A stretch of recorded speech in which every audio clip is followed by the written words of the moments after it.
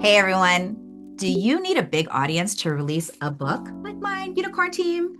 Or should I build my audience or book first? I get this question a lot. Now, do you need an audience at all to release a book? I would say yes. The key question is, do you need a big audience? And the answer is, I hope this is exciting for you. No. In fact, a big audience doesn't necessarily mean you're even gonna sell more books. What you really need to have is an engaged audience. What a lot of would-be authors don't know, and a lot of authors who have launched their books would tell you if they did know, is that building your audience before you even plan to write a book is a really smart move.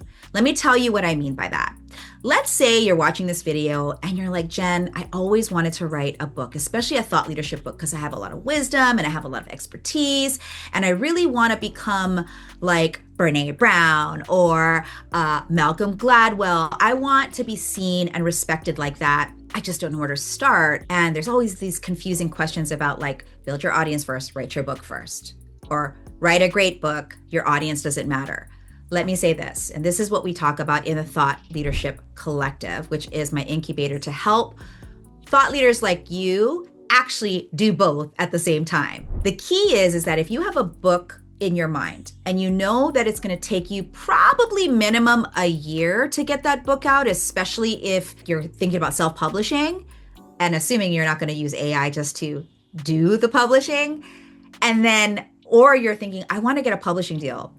That will take you about 2 to 3 years. So if you know you kind of have a 1 to 3 year window, the thing that I want you to be thinking about is bringing your audience with you as you are sharing your thoughts from the book that is going to happen.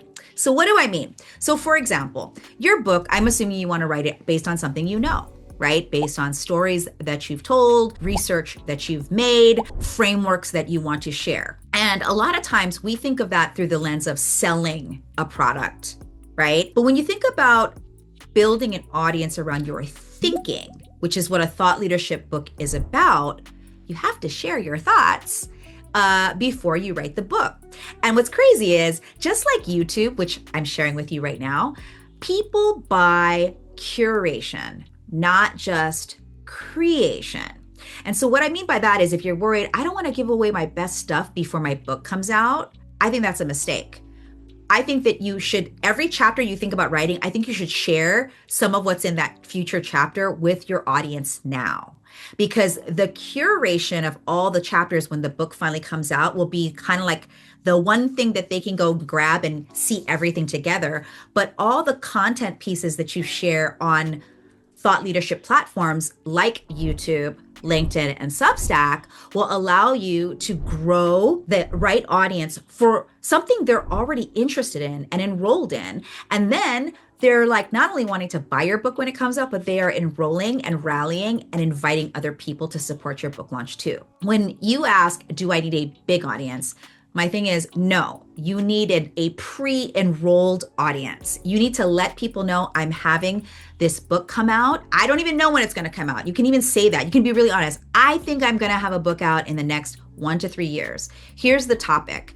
And I'm going to start to share tidbits, stories about the book, parts of the framework that I'm going to be sharing in the book. I might even invite you to weigh in on whether you liked this story versus that story. So the more that you can get your audience, and another way to think about your audience is your readership ahead of time, that will allow you to build the right audience, not the biggest, but the right audience, which then will create a compound effect when your book launch comes out. And even more importantly, a book should not just launch and then die on the vine.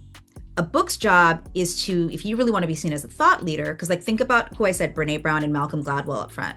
They have books that constantly and still get referred to people. When you build an audience like this and use the book as the anchor goal, they can't help but keep wanting what you have next and make sure that your book keeps getting shared. Having a big audience is not as important as creating and curating a pre-readership for your thought leadership book. I hope that helped. Go ahead and check out the next video I would love you to watch that'll help you learn more about how to use these strategies to build your thought leadership brand.